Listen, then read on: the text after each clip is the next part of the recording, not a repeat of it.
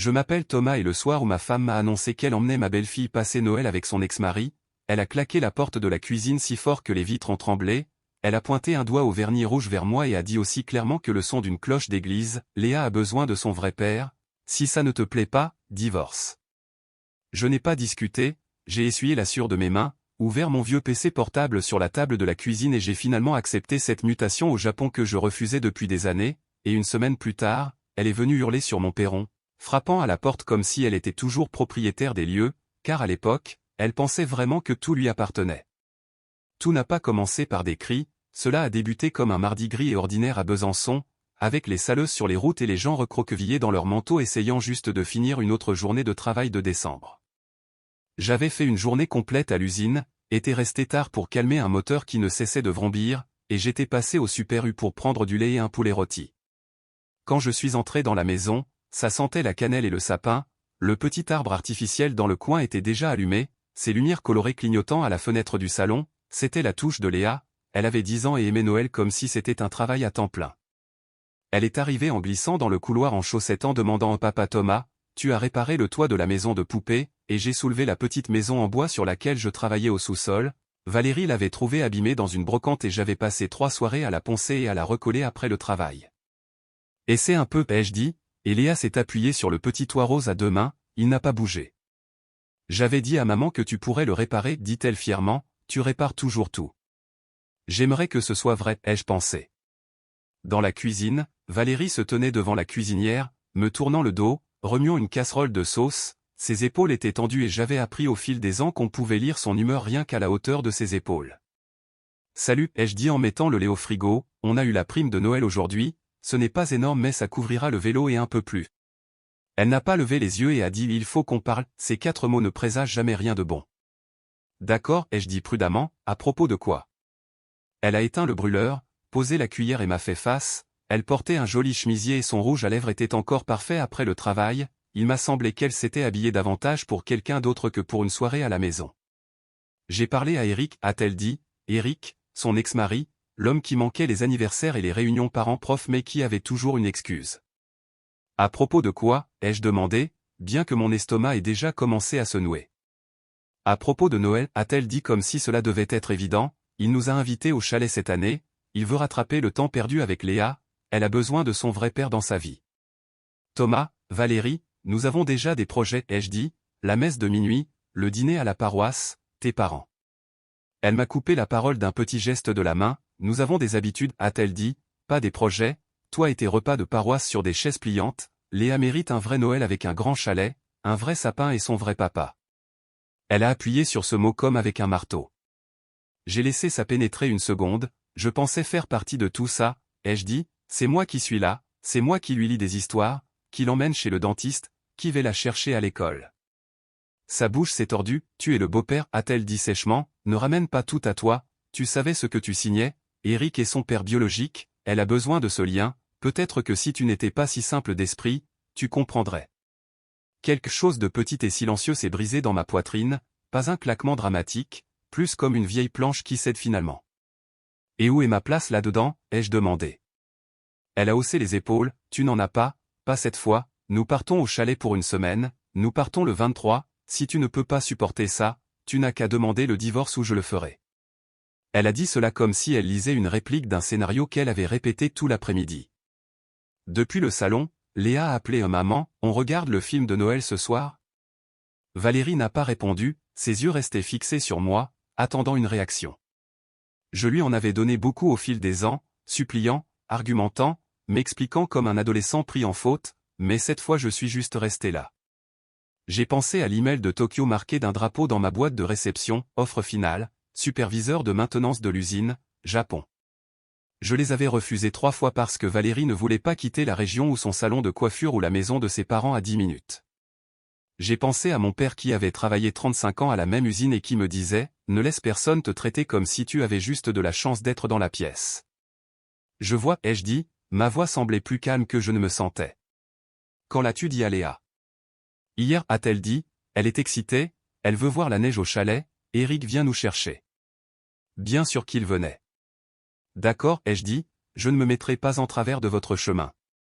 Valérie a cligné des yeux, ce n'était pas la réplique qu'elle attendait. C'est tout, a-t-elle demandé, tu ne vas pas crier? Me traiter d'égoïste? Menacer d'appeler un avocat? J'ai secoué la tête, non, ai-je dit, pas ce soir. Elle a soufflé et s'est retournée vers la cuisinière, marmonnant quelque chose sur le fait que je n'avais pas de colonne vertébrale. Je suis sorti de la cuisine, passant devant l'odeur de sauce et la pile de courriers non ouverts sur le comptoir, et je suis entré dans le salon. Léa avait aligné la petite famille en bois devant la maison de poupée, la figurine du papa était la plus proche de la porte. L'heure du film, ai-je demandé. Elle a souri, on peut regarder celui en noir et blanc avec l'ange encore? La vie est belle? J'ai dit oui, on peut faire ça. Elle s'est blottie sous mon bras avec une couverture, sa tête sur mon épaule. Sur l'écran, toute la vie de Georges Bellet se déroulait devant lui, tous les petits sacrifices et les moments calmes que personne d'autre ne semblait remarquer. Je regardais, mais je pensais à combien de fois j'avais dit non à ce travail à l'étranger, combien de nuits j'avais réparé des choses dans cette maison en pensant que nous construisions quelque chose ensemble. À mi-chemin, Léa s'est endormie. Je l'ai portée au lit, j'ai bordé la couette sous son menton et je suis resté là 1 minute à écouter sa respiration régulière. En bas, la maison semblait différente, vide d'une certaine manière, même avec Valérie dans la chambre et la télé qui murmurait encore. Je me suis assis à la table de la cuisine, j'ai tiré mon ordinateur vers moi et j'ai ouvert l'email de Tokyo. Bonjour Kenji, ai-je tapé, si le poste est toujours disponible, j'aimerais l'accepter. Le curseur clignotait à la fin de la phrase. Je l'ai relu 2 fois, j'ai entendu la voix de mon père à nouveau et j'ai appuyé sur envoyer. Le petit bruit du mail partant a semblé plus fort qu'il n'aurait dû dans cette petite cuisine. Je n'ai pas fait mes valises cette nuit-là, je n'ai pas laissé de mots, je suis juste resté assis là un moment à écouter la chaudière se mettre en route et la machine à glaçons s'activer, les bruits ordinaires d'une maison qui soudainement n'était plus vraiment la mienne. Je ne le savais pas encore, mais ce clic silencieux du bouton envoyé était la première étape vers le jour où Valérie se tiendrait devant un juge, le visage rouge et furieuse, alors que la vérité la rattrapait enfin. Quand l'avion a atterri, j'ai ressenti quelque chose que je n'avais pas ressenti depuis des années, le calme. Pas exactement la paix, plus comme le calme après une tempête, quand l'air sent encore la pluie et qu'on n'est pas sûr si c'est vraiment fini. Tokyo était brillante, même la nuit, pleine de lumière en mouvement, mais rien de tout cela ne m'appartenait. Je me suis installé dans un appartement modeste que mon entreprise avait arrangé, une cuisine minuscule, un lit simple étroit et une fenêtre donnant sur une rue où des hommes d'affaires se dépêchaient avec des parapluies noirs. Le lendemain matin, j'ai marché jusqu'à l'usine avec mon superviseur, un homme nommé Kenji, grand, à la voix douce, souriant toujours poliment. Il s'est incliné légèrement quand il m'a présenté à l'équipe, ils se sont inclinés en retour. Respect, simple, automatique, sans condition, cela semblait étrange après tant d'années à marcher sur des œufs à la maison. Les gens ici travaillent dur, a dit Kenji alors que nous mettions notre équipement de sécurité, mais nous prenons aussi soin les uns des autres, tu t'intégreras. J'ai hoché la tête, mais la vérité était que je me sentais comme un fantôme dérivant dans la vie de quelqu'un d'autre. Pendant ma première semaine, je vérifiais constamment mon téléphone, il n'y avait aucun message de Valérie, cette partie ne m'a pas surpris, elle pouvait passer des semaines à faire semblant que je n'existais pas si ça l'arrangeait. Mais Léa, j'attendais quelque chose, une question, une photo, n'importe quoi. Alors j'ai envoyé le premier message, salut ma puce, j'espère que tu t'amuses bien, je suis au Japon maintenant, tu me manques. Pas de réponse. J'ai réessayé un jour plus tard, je t'ai envoyé un petit cadeau, ça prendra probablement 1 semaine pour arriver, je t'aime. Toujours rien. Quelques soirs plus tard, j'ai acheté une petite breloque dans une supérette, un petit renard en bois, symbole de protection. Je l'ai mis en boîte et posté vers la France, ça a coûté plus cher que prévu mais je m'en fichais. En rentrant à mon appartement, j'ai croisé une famille, père, mère, fille, riant alors que la petite tenait leurs 2 mains et sautait par-dessus chaque fissure du trottoir. Je me suis arrêté un instant, les regardant disparaître au coin de la rue, c'est là que la culpabilité m'a frappé, le genre lourd qui s'assoit sur votre poitrine comme si quelqu'un appuyait une main contre vous. Avais-je abandonné Léa? Avais-je vraiment été meilleur qu'Eric en disparaissant quand les choses devenaient difficiles? J'ai essayé de chasser cette idée, me disant que j'avais besoin de temps, d'espace, de clarté, mais la culpabilité a une façon de s'infiltrer comme les courants d'air d'hiver à travers de vieilles fenêtres. Chaque soir, je vérifiais mes emails et chaque soir c'était vide. Un samedi, j'ai rencontré un jeune collègue nommé Deshi pour manger des ramen, il m'a remarqué vérifiant mon téléphone encore et encore. Tu attends quelqu'un, a-t-il demandé. J'ai hésité, ma fille ou ma belle-fille. Il a hoché la tête, compliqué. On peut dire ça. Il m'a étudié avec la même patience tranquille que j'avais vu à l'usine. Les affaires de famille ne sont jamais simples, a-t-il dit doucement, mais la vérité finit toujours par se montrer. Je ne savais pas alors à quel point il aurait raison. Le coup de théâtre est arrivé le mardi suivant, j'étais assis sur le balcon de mon appartement à manger des sodas achetés au distributeur quand j'ai ouvert Facebook, chose que je faisais rarement. En haut du fil d'actualité, il y avait une publication d'une voisine en France, une photo, Valérie et Léa debout devant un grand chalet couvert de neige. Elle portait un pull rouge que je reconnaissais parce que je le lui avais acheté pour le Noël dernier, et à côté d'elle se trouvait Eric, son ex-mari, portant mon pull de Noël, le vieux vert avec le sapin brodé que Léa adorait parce qu'elle disait qu'il avait l'air joyeux. Ils avaient tous l'air heureux, une famille parfaite. Noël en famille au chalet, disait la légende avec 2 émojis cœur. J'ai fixé cette photo jusqu'à ce que ma nourriture refroidisse. Quelque chose m'a piqué, pas juste de la jalousie, pas juste de la trahison, c'était la réalisation qu'elle m'avait regardé dans les yeux, m'avait dit que Léa avait besoin de son vrai père et avait ensuite sauté à pieds joints dans la vie qu'elle avait toujours voulu sans moi. J'ai zoomé sur la photo et c'est là que le deuxième coup m'a frappé, Léa ne souriait pas un vrai sourire, pas le sourire aux yeux plissés qu'elle me donnait toujours. Elle avait l'air confuse, un peu perdue, comme une enfant à qui on avait dit de rester immobile pour une photo qu'elle ne voulait pas prendre. Ça a provoqué quelque chose en moi, brisé quelque chose et réparé quelque chose tout à la fois. J'ai fermé Facebook et frotté mon visage à 2 mains, je pouvais sentir la vieille culpabilité se transformer en autre chose, de la détermination.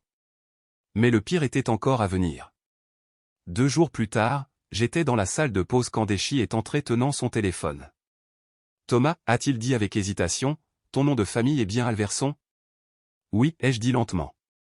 Il a tourné son écran vers moi, il avait trouvé un avis légal publié sur un site public du département. Une demande de divorce déposée par Valérie Alverson. Motif, abandon du domicile conjugal. Date, 3 jours après mon départ pour le Japon. Ma poitrine semblait vide. Elle dit que tu es parti sans intention de revenir, a dit Déchi doucement, et que la maison et tous les biens devraient lui revenir. J'ai cligné des yeux devant l'écran. Elle savait que je prenais le poste, ai-je chuchoté, elle m'a regardé envoyer l'email, elle m'a pratiquement poussé dehors. Déchi a hoché la tête lentement, parfois, les gens choisissent les mensonges quand la vérité est gênante. Je me suis effondré sur la chaise à côté de moi. Elle n'était pas juste heureuse sans moi, elle essayait de m'effacer entièrement. J'ai ouvert mon application mail à nouveau, rien de Léa, rien de personne. Mon téléphone a vibré, une notification de l'application de suivi, la breloque que j'avais postée à Léa avait été livrée il y a 2 jours. Pas de réponse. Bien sûr que non, Valérie avait dû l'intercepter. J'ai ressenti de la colère pour la première fois, pas le genre chaud qui fait crier, mais le genre froid et délibéré qui s'installe profondément. J'ai regardé par la fenêtre la rue étroite en bas, la neige avait commencé à tomber, douce et silencieuse. Tokyo était aussi occupé que jamais mais en moi, une sorte de clarté s'est formée. Je ne retournais pas en France pour réparer mon mariage, je retournais pour sauver une petite fille qui méritait la vérité et pour m'assurer que sa mère y fasse enfin face. J'ai réservé mon vol retour le soir même. J'ai atterri en France par un matin froid et venteux, le genre où l'air mord les joues des consorts de l'aéroport. L'aéroport régional était calme, juste quelques familles en bottes et doudounes tirant leurs bagages sur la neige sale. Personne n'était là pour m'accueillir, c'était très bien, je n'étais pas prêt à être vu de toute façon. J'avais prévu le coup et réservé une petite chambre à l'hôtel de la gare, un petit établissement pas très chic, juste un lit, une commode et une fenêtre donnant sur le parking, mais ça semblait solide, honnête, le genre d'endroit où on reste quand on a du travail à faire. J'ai posé mon sac et je suis resté là un moment, respirant l'odeur de vieux bois et de café qui infusait depuis le lever du soleil. Un habitué avec une coupe en brosse m'a fait un signe de tête dans le couloir, ça fait un bail Thomas, a-t-il dit, tout va bien? Ça va aller, ai-je dit, j'ai juste besoin de quelques jours pour régler certaines choses. Il m'a lancé ce regard que les hommes plus âgés se donnent quand ils savent que quelque chose a mal tourné mais qu'ils sont assez décents pour ne pas fouiner. Cet après-midi-là, je suis passé devant mon ancienne maison, l'allée était vide, la couronne de Noël était toujours sur la porte, penchée un peu d'un côté. À la fenêtre avant, le petit sapin artificiel clignotait toujours. Pendant un moment, il m'a fallu toute ma volonté pour ne pas garer la voiture, monter les marches et frapper. Au lieu de cela, j'ai continué à conduire, j'avais besoin d'informations avant la confrontation. Mon premier arrêt fut la banque, au Crédit Mutuel. La guichetière, une femme nommée Denise qui me connaissait depuis des années, a cligné des yeux quand elle m'a vu. « Thomas, je croyais que tu avais déménagé à l'étranger ?»« Pas définitivement, ai-je dit. » Elle a baissé la voix. « Ta femme est venue ici en essayant de retirer tout l'argent de votre compte joint. Elle a fait un scandale quand on lui a dit qu'elle ne pouvait pas sans ta signature, elle voulait parler au directeur. Nous avons dû lui demander de partir. » Je m'en doutais, ai-je dit. A-t-elle dit pourquoi? Denise a soupiré. Elle a dit que tu avais abandonné la famille et qu'elle avait besoin des fonds pour des dépenses d'urgence, mais tu connais les règles. J'ai hoché la tête. Oui, je sais comment ça marche. Elle m'a glissé une impression des 3 derniers mois d'activité, mes propres transactions sur une page, ses tentatives de retrait sur l'autre. Merci Denise, ai-je dit, prends soin de toi. D'accord, tu as l'air fatigué Thomas. J'y travaille. Mon prochain arrêt était le supermarché. Je n'avais pas faim mais j'avais besoin d'être vu à l'endroit où la moitié de la ville se rassemblait, là où les rumeurs prenaient vie. J'ai poussé un chariot lentement dans l'allée des fruits et légumes, écoutant. Les gens dans les petites villes ne chuchotent pas aussi doucement qu'ils le pensent. Il s'est enfui avec quelqu'un au Japon. La pauvre Valérie laissée avec la petite et toutes ses factures. Tout comme son premier mari, elle sait vraiment les choisir. J'ai tourné au coin et j'ai presque percuté la caissière, une femme nommée Chantal qui avait scanné mes courses 1 millier de fois. Ses yeux se sont écarquillés, « Seigneur Thomas », alors elle mentait. Elle a secoué la tête, elle nous a dit que tu avais quitté la ville avec une femme de la moitié de ton âge après avoir claqué la prime pour toi tout seul. J'ai laissé échapper un lent soupir, c'est faux. Je m'en doutais, a-t-elle dit en croisant les bras, tu m'as toujours semblé être quelqu'un de stable. Elle est venue ici 3 fois cette semaine en se plaignant de tout, j'ai fini par arrêter de lui demander comment elle allait. J'ai apprécié cela plus que je ne l'ai dit.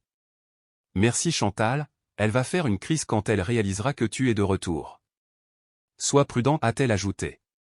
Ce soir-là, je me suis assis sur le lit de l'hôtel avec tous les reçus et preuves étalés devant moi, dossier financier, capture d'écran, copie de mai, l'assignation en divorce imprimée avec le mot abandon me fixant comme une accusation. Mais la chose qui m'a frappé le plus fort n'était pas un document légal, c'était le dessin, celui que Léa avait fait pour moi avant leur départ, l'image de nous se tenant la main à côté d'un sapin de Noël. Je l'avais gardé dans mon sac, je l'ai posé sur le lit et je l'ai juste regardé. Pensait-elle que j'étais parti à cause d'elle? Pensait-elle que je ne voulais plus être son papa? Cette pensée m'a presque coupé le souffle. J'ai appelé l'école le lendemain matin, l'accueil m'a transféré à la psychologue scolaire, une femme nommée Madame Lefebvre. Thomas, a-t-elle dit soulagée, je suis si contente d'avoir de vos nouvelles. Vous avez parlé à Léa, ai-je demandé. Oui, elle est confuse. Ce mot encore. Elle a demandé où vous étiez allé. Je lui ai dit que parfois les adultes ont des choses compliquées à régler mais que vous l'aimiez. Elle a pleuré, elle a dit que sa mère lui avait raconté que vous aviez choisi le Japon plutôt qu'elle. Ma main s'est resserrée autour du téléphone. Elle a vraiment dit ça? Oui, je suis désolé Thomas. La nausée et la colère se mélangeaient dans ma gorge. Merci, ai-je dit doucement, ça compte plus que vous ne le pensez. Quand l'appel s'est terminé, je suis resté assis longtemps à fixer le sol. C'était le moment où le doute s'est évaporé. Quelle que soit la culpabilité que j'avais ressentie en partant, elle avait disparu. Je n'avais pas failli à Léa, Valérie lui avait menti, et je n'allais pas laisser passer ça. J'ai passé les 2 jours suivants à monter mon dossier. Mon vieil ami Marc, que je connaissais depuis le lycée, était maintenant avocat et travaillait dans un petit cabinet derrière la station-service. Il m'a rencontré pendant sa pause déjeuner, a regardé mon classeur et a laissé échapper un sifflement. Elle a vraiment mis les pieds dans le plat, a-t-il dit, essayer de vendre la maison, déclarer l'abandon 3 jours après ton départ, bloquer tes contacts avec Léa. Le juge ne va pas aimer ça du tout. Alors qu'est-ce que je fais? Tu déposes une réponse, a-t-il dit, et tu te présentes à l'audience. Son avocat s'attendra à ce que tu sois à l'étranger, c'est ton avantage. Est-ce que ce sera suffisant pour protéger Léa? Il a hoché la tête, si ce que tu m'as dit est vrai, et ça en a tout l'air, ça ira dans ton sens. Il a fermé le classeur et l'a glissé vers moi. Reste calme Thomas, ne la confronte pas, laisse le tribunal gérer ça. C'était la partie la plus difficile, rester calme. Ce soir-là, je me suis assis sur le parking de l'hôtel en regardant le tribunal de l'autre côté de la rivière. La neige recommençait à tomber, de gros flocons dérivant dans la lumière des lampadaires. Je pensais à la petite fille dormant quelque part à travers la ville, serrant probablement ce renard en peluche que je lui avais gagné à la fête foraine 2 étés auparavant. Je pensais à son air sur cette photo au chalet, ne souriant pas vraiment. J'ai pris ma décision, je ne revenais pas pour réclamer un mariage, je revenais pour réclamer une fille. 2 matins plus tard, portant ma meilleure chemise et ma vieille veste de travail marron, j'ai monté les marches du tribunal avec le classeur sous le bras. J'ai atteint le sommet, tiré la lourde porte vitrée et suis entré à l'intérieur. Le palais de justice avait toujours l'air un peu intimidant, même les jours chauds, mais ce matin-là, avec le ciel bas et gris et le vent coupant sur la rivière, on aurait dit un champ de bataille. Mes bottes résonnaient sur le carrelage alors que je me dirigeais vers la salle d'audience 2B. Marc, mon avocat, était déjà là, assis sur un banc à l'extérieur avec une pile de papier sur les genoux. Quand il m'a vu, il s'est levé et m'a offert une poignée de main ferme. « Tu es prêt ?» a-t-il demandé.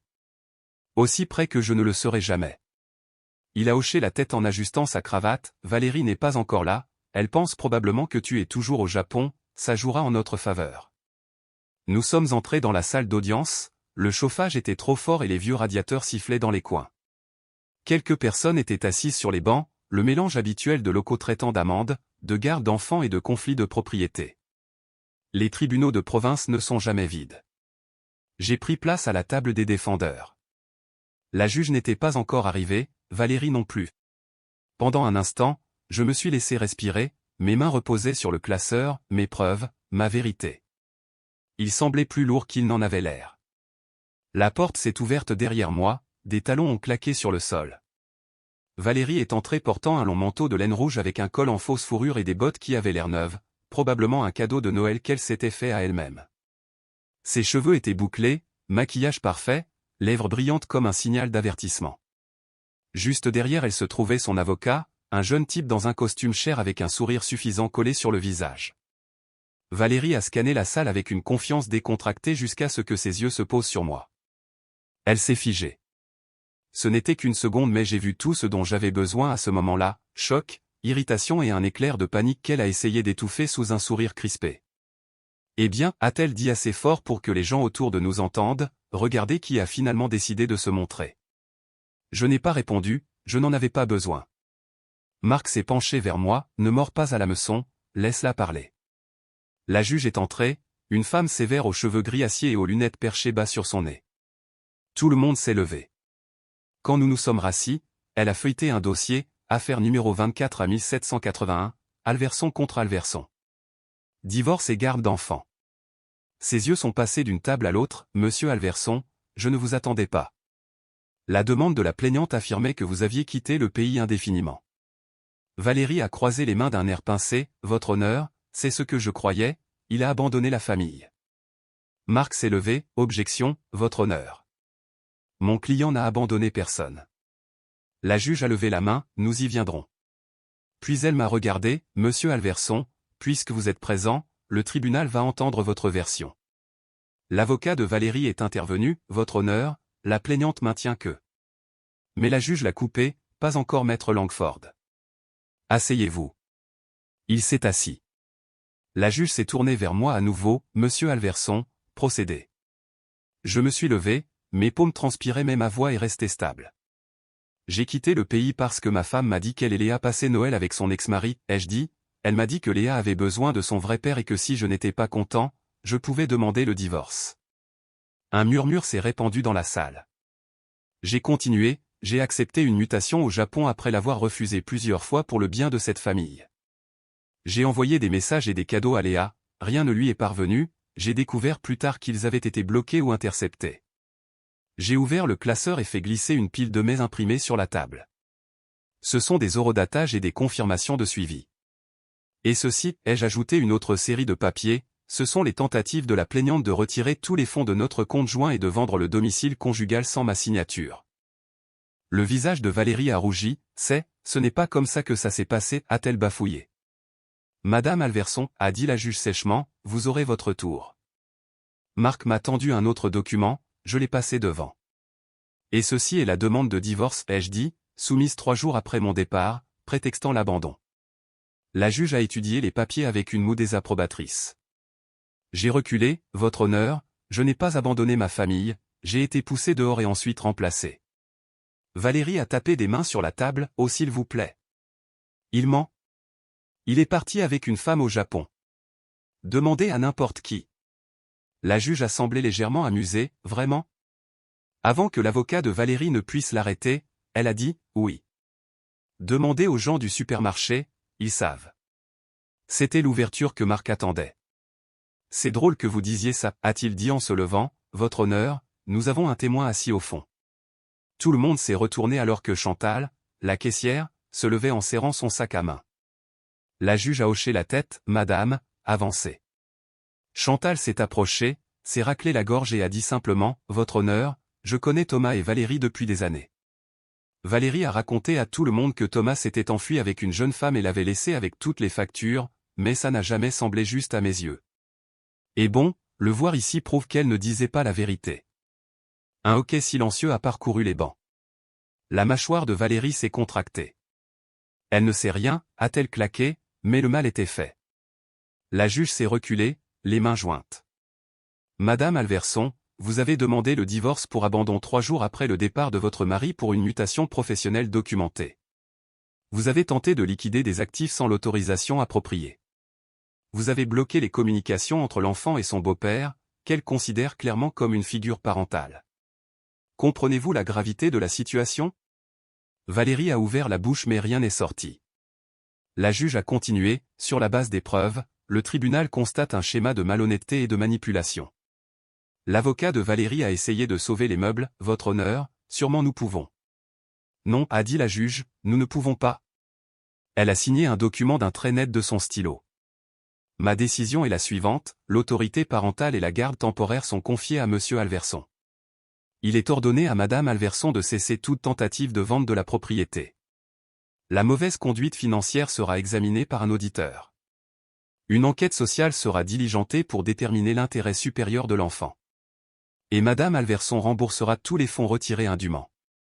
Le visage de Valérie est passé du rose au cramoisi. C'est ridicule. Il n'est même pas son vrai père, a-t-elle crié. Les yeux de la juge se sont durcis, parfois, les vrais pères sont ceux qui restent, madame Alverson. L'audience est levée. Le marteau a frappé, les chaises ont raclé, les gens ont chuchoté. Valérie est sortie en trombe avec son avocat courant après elle. Et puis quelque chose de petit a brisé le bruit, papa Thomas. Je me suis retourné. Léa se tenait juste à l'intérieur de la porte avec la psychologue scolaire derrière elle. Ses yeux étaient humides mais son sourire était le vrai. Elle a couru vers moi et a enroulé ses bras autour de ma taille. Je savais que tu ne m'avais pas laissé, a-t-elle chuchoté. Je ne pouvais pas parler, je l'ai juste tenu d'une main, berçant l'arrière de sa tête alors que la salle d'audience se vidait autour de nous. Cette étreinte était le moment où tout a changé, je n'étais pas l'homme qui était parti, j'étais papa. Pendant une semaine après l'audience, la maison a été calme d'une manière qu'elle n'avait jamais été quand Valérie vivait là. Pas vide, juste paisible. J'avais réemménagé temporairement sur ordre du tribunal pendant que l'enquête sociale suivait son cours. Léa restait un soir sur 2, et quand elle n'était pas là, je me surprenais encore à vérifier le couloir pour ses petits pas. Cette gamine avait une façon de remplir une maison même quand elle ne parlait pas. Elle fredonnait en se brossant les cheveux, elle tapotait des doigts quand elle faisait ses devoirs, elle chuchotait à la vieille maison de poupées en bois que j'avais réparée, déplaçant les minuscules figurines de la famille dans différentes pièces comme si elle leur donnait une vie meilleure à l'intérieur de murs miniatures. La première nuit où elle a dormi à la maison, elle s'était glissée dans mon lit vers 2 heures du matin, n'avait pas dit un mot, avait juste enroulé un bras autour de ma poitrine comme si elle avait peur que je puisse disparaître. Toujours là, elle chuchotait dans le noir. Elle a hoché la tête contre mon épaule et n'a pas lâché prise. L'enquêtrice sociale est arrivée ce jeudi après-midi, une femme nommée Donna dans un manteau bleu marine, un bloc-notes à la main. Elle a inspecté la maison de fond en comble, prenant des notes, posant des questions. Où Léa garde-t-elle ses projets scolaires? Dans le placard du couloir, 3e étagère. Qui l'aide pour ses devoirs? Moi, et parfois Madame Lefebvre à l'école. Quand elle vous appelle papa, depuis combien de temps fait-elle ça? Depuis qu'elle a 3 ans. Donna a fait une pause et m'a étudié avec des yeux doux et pensifs. Ça compte, Thomas, a-t-elle dit, plus que vous ne le pensez. Au moment où elle est partie, elle avait assez de preuves pour remplir un classeur à elle toute seule. J'ai fait le dîner ce soir-là, des croque-monsieur et de la soupe à la tomate. Simple, mais Léa adorait tremper les coins de son sandwich dans la soupe et déclarer que c'était un plat de luxe. Elle m'a parlé de l'école, du nouveau chiot de son amie Clara, d'un dessin qu'elle faisait pour l'enquêtrice. Je peux dessiner tout ce que je veux, a dit Léa, alors je nous dessine toi et moi au marché de Noël, celui avec la machine à pop-corn et les sculptures sur glace. J'ai dégluti difficilement. C'était une bonne soirée. C'était la meilleure, a-t-elle dit, souriant assez grand pour montrer le petit espace de sa dent de devant manquante. Des moments comme ça rendaient tout digne d'être vécu. Et puis, juste comme la semaine se terminait, Valérie est revenue. C'était le lundi matin suivant, la neige était tombée pendant la nuit, assez épaisse pour cacher les fissures de l'allée. Je venais de me verser une tasse de café quand j'ai entendu une portière de voiture claquer assez fort pour faire trembler la fenêtre, puis un autre claquement, puis des pas rapides crissant dans la neige. Puis boum, boum, boum. Ouvre cette porte tout de suite, a hurlé Valérie. J'ai posé ma tasse, pris une lente inspiration et marché vers la porte d'entrée. Quand je l'ai ouverte, une rafale d'air glacial s'est engouffrée avec le son de sa respiration saccadée. Valérie se tenait sur le perron, les cheveux en bataille, le manteau déboutonné, les bottes couvertes de neige. Ses yeux étaient écarquillés, presque frénétiques. « Tu crois que tu as gagné ?» a-t-elle crié. « Tu penses que c'est fini ?» Valérie, ai-je dit calmement, tu n'as aucun droit légal d'être ici. Elle a poussé pour avancer jusqu'à ce que ses bottes touchent le seuil. Cette juge m'a humilié devant tout le monde. Tu as ruiné ma vie. Je n'ai rien ruiné, j'ai dit la vérité, le tribunal a fait le reste. Ses mains se sont serrées en poing. Tu as volé ma fille. Ce n'est pas un objet qu'on vole, ai-je dit, et tu le sais. Pendant un moment, son visage s'est tordu, pas de colère mais de quelque chose qui ressemblait un peu à de la peur ou peut-être de la reconnaissance. Puis, tout aussi rapidement, elle a repoussé ce sentiment. Tu te prends pour un héros, a-t-elle sifflé. Tu n'es rien. Rien. Derrière elle, une voiture tournait au ralenti dans l'allée. Quand j'ai regardé au-delà d'elle, j'ai réalisé que ce n'était pas son SUV habituel, c'était le 4X4 de son ex-mari. Et assis à la place du conducteur, regardant les bras croisés, c'était Eric. Il n'est pas sorti, il n'a pas fait signe, il ne l'a même pas regardé, il fixait juste devant lui, froid comme la pierre. C'est là que j'ai su que quelque chose avait changé. Valérie s'est retournée et a suivi mon regard. Tu peux partir maintenant, a-t-elle lancé vers lui. Il n'a pas baissé la vitre, il ne l'a pas reconnu du tout. Il a mis la marche arrière, a reculé hors de l'allée et est parti sans un mot. Valérie s'est retournée vers moi, les yeux flamboyants. C'est un lâche, a-t-elle dit, un pathétique lâche, toi et lui, pareil. J'ai tenu la porte. Pour ton propre bien, ai-je dit doucement, tu devrais y aller. Elle a laissé échapper un cri étranglé, pure frustration, pur effondrement, et a piétiné dans la neige pour repartir. Elle a glissé une fois sur le verglas, s'est rattrapée et a continué, marmonnant des jurons dans sa barbe alors qu'elle disparaissait le long du trottoir. J'ai fermé la porte derrière elle, le son étouffé et définitif. 2 heures plus tard, j'ai ouvert mes emails et trouvé un message m'attendant de la part d'Eric, objet, à propos de tout. J'ai hésité, puis cliqué. Thomas, j'en ai fini avec Valérie. Je ne savais pas pour les mensonges, je ne savais pas qu'elle avait déclaré l'abandon, je ne savais pas qu'elle utilisait Léa pour te punir. Après le désastre au tribunal, j'ai réalisé que je ne voulais pas d'elle dans ma vie non plus. Je suis désolé pour ma part dans tout ça, vraiment.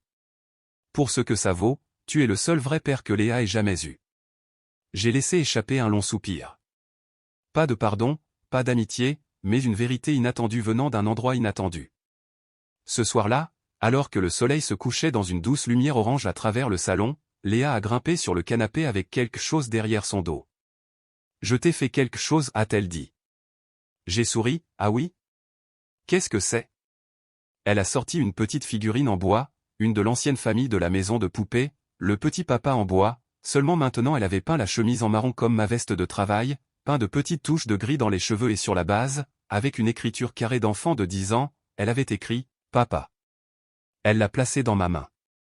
Maintenant il te ressemble, a-t-elle dit. J'ai dû déglutir avant de pouvoir parler, c'est parfait ma puce. Elle a posé sa tête sur mon bras, on peut tout réparer maintenant, hein papa. J'ai enroulé mon bras autour de ses épaules. Oui, ai-je dit doucement, on peut. Plus tard cette nuit-là, Après qu'elle se soit endormie, je me suis tenu près de la fenêtre du salon et j'ai regardé la douce lueur de la lumière du porche se refléter sur la neige. La vengeance n'était pas venue des cris, de l'amertume ou des règlements de compte. Elle était venue en laissant la vérité parler plus fort que les mensonges, en restant immobile pendant que la personne qui essayait de me briser s'effilochait sous ses propres choix.